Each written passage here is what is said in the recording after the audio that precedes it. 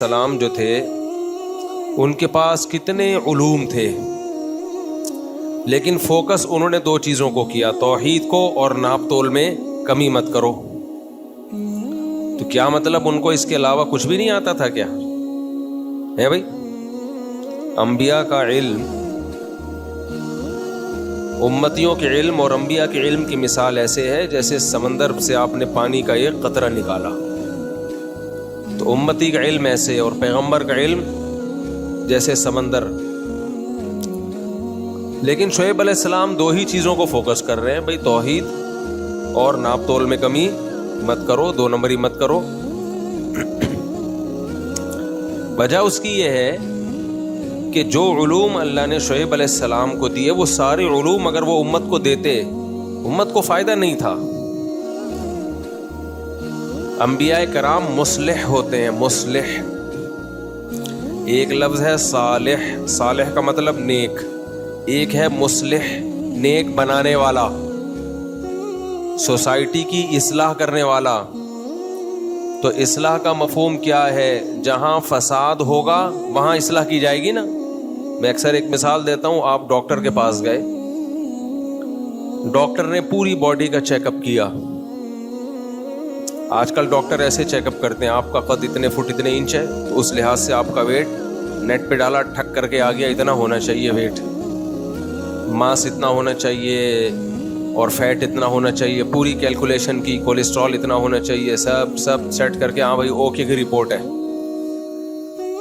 آپ نے کہا ڈاکٹر صاحب یہ ساری چیزیں فٹ فاٹ ہیں لیکن کڈنی میں مسئلہ ہے، پین ہے۔ چیک کیا بھائی، گردے میں پتھری نکل آئی۔ اب ڈاکٹر کے پاس علم تو بہت کچھ ہے، آنکھوں کا بھی ہے، ناک کا بھی ہے، کان کا بھی ہے۔ اس نے کیا کیا، آپ کو آنکھوں کے بارے میں رپورٹ پیش کرنا شروع کر دی۔ آنکھ دیکھتی کیسے ہے، کان سنتے کیسے ہیں، زبان بولتی کیسے ہے، ہم جب چلتے ہیں تو کون کون سے جوائنٹس ہیں جو ہمارے استعمال ہوتے ہیں، لہذا ہمیں جوتا ایسا پہننا چاہیے۔ یعنی جو پرابلمز نہیں بھی ہیں آپ کو، اس کے بارے میں بھی رپورٹ پیش کرنا شروع کر دی۔ کیا مثال دوں، اب میری طبیعت میں مزاح ہے، میں فطرت سے مجبور ہوں، ایسے جیسے آپ نے خواجہ سرا کے سامنے 4 شادیوں کے فضائل بیان کرنا شروع کر دی۔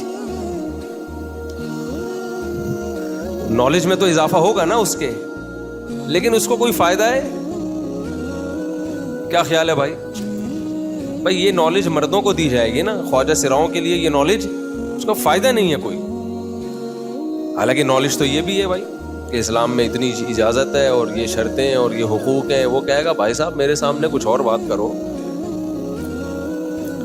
تو ہم کیا کرتے ہیں، بہت سے مذہبی اسکالر، سب نہیں، جو بات عوام کے فائدے کی نہیں ہے، اپنی نالج ان کے سامنے ساتھ شیئر کرنا شروع کر دیتے ہیں۔ اس سے واہ واہ ہو جاتی ہے، بلے بلے ہو جاتی ہے، واہ یار بڑے پہنچے ہوئے ہیں، حضرت کے پاس تو بڑی نالج ہے۔ بھائی صاحب اس نالج کا پبلک کو فائدہ کیا ہو رہا ہے؟ ایک تو یہ کہ فائدہ نہ ہو، دوسرا یہ کہ الٹا نقصان ہو۔ بعض دفعہ ایسی نالج دی جاتی ہے جس سے نقصان ہونا شروع ہو جاتا ہے۔ تو اس لیے اپنا مصلح، اپنا مرشد، اپنا پیر، اپنا مینٹور اسی کو بنانا چاہیے جو آپ کی اصلاح کر رہا ہو۔ اسی ڈاکٹر سے علاج کرایا جائے گا جو اپنی معلومات شیئر نہ کر رہا ہو بلکہ آپ کے مرض کو فوکس کر رہا ہو۔ یہ بیماری ہے، اس کو نٹ بولٹ سے یہاں سے اس کا اسکرو ڈھیلا ہے، یہاں سے ٹائٹ کرنا ہے اس کو۔ آپ ایسے ڈاکٹر بھی لوگ دیکھو نا، کہتے ہیں یار میں اتنے بڑے بڑے ڈاکٹروں کے پاس گیا، وہ ایک پڑوس میں ایک حکیم بیٹھتا تھا، اس نے ایک چورن دیا، فائدہ ہو گیا۔ بعض دفعہ ایسے بھی ہو جاتا ہے، تکا لگ جاتا ہے۔ تو کیا فائدہ تمہاری ڈاکٹری کا؟ وہ ڈاکٹر بولے گا بھائی اتفاق سے نہیں ہوا، ورنہ تو علم تو میرے پاس زیادہ ہے۔ تو انسان ہمیشہ اسی کو اپنا بڑا بناتا ہے، اسی کو اپنا مینٹور بناتا ہے جس سے اس کی اصلاح ہو۔ حضرت مولانا اشرف علی تھانوی رحمہ اللہ تعالی فرمایا کرتے تھے کہ میرے پاس جب کوئی ایسا شخص آتا ہے، یہ بات خوب اچھی طرح نوٹ کر لیں، اپنا بھی انداز یہی رکھیں لوگوں کے سامنے، لوگوں سے بیہیویئر کا۔ فرماتے تھے میرے پاس جب کوئی ایسا شخص آتا ہے جس کا مجھ سے اصلاحی تعلق نہیں ہے، میں اس کا پیر و مرشد نہیں ہوں، جرنلی ایک عام مسلمان ہے، تو اس میں اگر 99 برائیاں ہوں اور ایک اچھائی ہو تو میری نظر اس کی ایک اچھائی پر ہوتی ہے، اس کی 99 برائیوں پر نہیں ہوتی، کیونکہ ان برائیوں کا مجھ سے کوئی لینا دینا نہیں ہے، وہ میرے پاس وہ برائیاں ٹھیک کرنے آ ہی نہیں رہا ہے، تو میرا لینا دینا جب نہیں ہے تو میری توجہ کس بات پر ہوتی ہے؟ اس کی ایک اچھائی پہ۔ تو ماشاءاللہ کتنا اچھا آدمی ہے، دیکھو اس میں یہ خوبی ہے۔ اور فرمایا کہ جب میرے پاس کوئی ایسا شخص آتا ہے جس کا مجھ سے اصلاحی تعلق ہوتا ہے، جس کا مجھ سے اصلاحی تعلق ہو، جس کا میں پیر و مرشد ہوں، میرے ہاتھ پہ بیعت ہو چکا ہے، مجھے مینٹور بنا لیا ہے، فرماتے تھے اس میں اگر 99 اچھائیاں ہوں اور ایک برائی ہو تو میں اس کی 99 اچھائیوں کو نہیں دیکھتا، میں اس کی ایک برائی کو، بولو میں بول رہا ہوں، آپ کو بھی بولنا پڑے گا، میں اس کی ایک اچھائی کو فوکس کرتا ہوں، ایک برائی کو فوکس کرتا ہوں، اس کی 99 اچھائیوں کو نہیں دیکھتا۔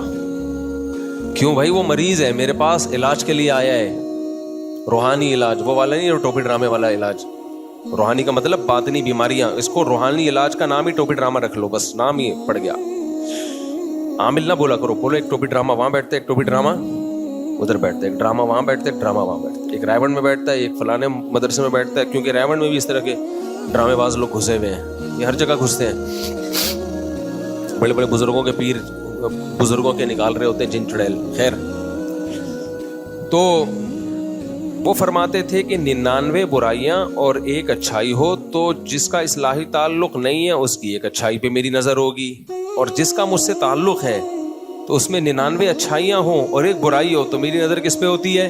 برائی پر۔ ڈاکٹر کی مثال دیکھ لو آپ، اچھا ڈاکٹر آپ کی اچھائیاں دیکھے گا یا آپ کی باڈی میں جو فالٹ ہے اس کو تلاش کرے گا؟ آپ گئے کھانستے ہوئے ڈاکٹر صاحب کے پاس، کھانس رہے ہو مسلسل، ناک بہ رہی ہے، نزلہ ہوا ہے، آپ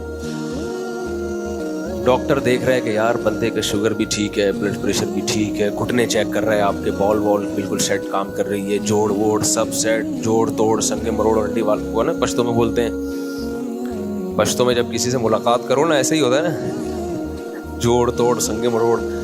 ہمارے ایک دوست تھے، ان کو سمجھ میں نہیں آتا تھا، یہ پشاور میں جاؤ تو یہ پوچھتے کیا ہیں کوئٹہ میں نا، تو انہوں نے خود سے پشتو نکالی ہوئی تھی، جب وہ ملتے کسی سے، اردو اسپیکنگ تھے، ملتے جوڑ توڑ سنگے مروڑ آلو بخارے کشمش پکوڑے پورا انہوں نے نکالا ہوا تھا، جب کسی سے ملاقات کرتے جوڑ توڑ سنگے مروڑ آلو بخارے کشمش پکوڑے، وہ خود انہوں نے، ہم نے کہا بھائی کیا کر رہا ہے تو، کسی کا میٹر گھوم گیا نا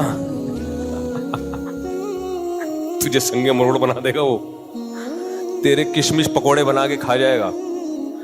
خیر، تو 99 برائیاں اور ایک اچھائی۔ ہاں، تو میں ڈاکٹر کی مثال دے رہا تھا، تو ڈاکٹر کیا کرتا ہے؟ اب وہ ڈاکٹر کیا کر رہا ہے؟ آپ کو زکام ہو رہا ہے، گلا خراب ہے، وہ دیکھ رہا ہے آپ کے گھٹنے صحیح ہیں، پاؤں صحیح ہیں، بالکل فٹ فاٹ، پی بھی سیٹ ہے بھائی۔ اس نے کہا یار سب کچھ تو ٹھیک ہے اللہ کے بندے، دفع ہو یہاں سے، نکل۔ آپ بولو گے ڈاکٹر صاحب، ڈاکٹر کا کام یہ دیکھنا نہیں ہوتا کیا کیا ٹھیک ہے، ڈاکٹر کا کام یہ دیکھنا ہوتا ہے کیا کیا ٹھیک نہیں ہے، ٹھیک ہے نا؟ ہاں، جب نارملی کسی آدمی کے پاس جائیں تو اس کا کام پھر یہ دیکھنا ہوتا ہے کہ کیا کیا ٹھیک ہے، وہ اگر ایپ تلاش کرنے لگے گا۔ اب مثال کے طور پر آپ ویسے ہی آفس میں گئے، باس نے دیکھا آپ کو زکام ہے،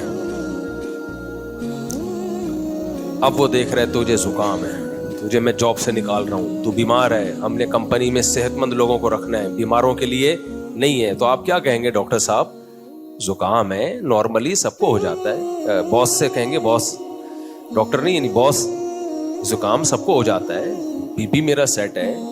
فوج کی مثال دیتا ہوں، اس میں فزیکل فٹنس کو بڑی ویلیو دی جاتی ہے، تو آپ فوجی تھے، آپ کے آفیسر نے کک آؤٹ کر دیا، آپ کو زکام ہے، وہاں آپ کیا کہیں گے؟ بھائی بلڈ پریشر ٹھیک ہے، ہڈیاں صحیح ہیں، شوگر نہیں ہے، سب کچھ فٹ فاٹ ہے، یار ایک چھوٹی سی چھینک آ گئی یہ تو نارمل سب کو آ جاتی ہے بھائی, اینٹی الرجی کھاؤں گا 2-4 دن میں سیٹ ہو جاؤں گا. وہ کہہ رہے ہیں نہیں, آفیسر کا کام ہے یہ دیکھنا جو ذرا سا بھی پرفیکٹ نہ ہو اس کو کک آؤٹ کرنا. تو اس کا مطلب پھر فوج میں کوئی بھی بچے گا نہیں. ایسا ہی ہوگا نا, ایسے بندے کہاں سے لاؤ گے بھائی جس کو کبھی بھی کچھ ہو ہی نہیں. تو ہر ایک کی فیلڈ الگ ہوتی ہے. یہ بہت اہم اصول ہے. شریعت نے ہمیں یہ اصول بتایا کہ صرف مصلح کا کام ہوتا ہے, مصلح کا کام, کہ وہ آپ کے عیبوں پہ نظر رکھے. اس کے علاوہ کسی کا کام نہیں ہے کہ آپ کے عیبوں پہ نظر رکھے. شریعت نے حکم دیا ہے, 3 طرح کے لوگ ہوتے ہیں. ایک تو مصلح جو اصلاح کرتا ہے, اس کا کام ہے کہ آپ کے برائیوں کو زیادہ فوکس کرے. دوسرا وہ لوگ ہوتے ہیں جن سے آپ کا کوئی لینا دینا نہیں ہے, معاملات نہیں ہے. ان کو چاہیے کہ آپ کی خوبیوں پہ نظر رکھیں, خامیوں سے نظر انداز کریں. 199 خامیاں ایک خوبی, تو فوکس کس کو کرنا ہے؟ خوبی کو. اور کچھ لوگ ہوتے ہیں جن کا آپ سے لین دین ہوتا ہے, معاملات ہوتے ہیں, تو وہ صرف اس خامی کو فوکس کریں جس کا آپ کے معاملات سے تعلق ہے.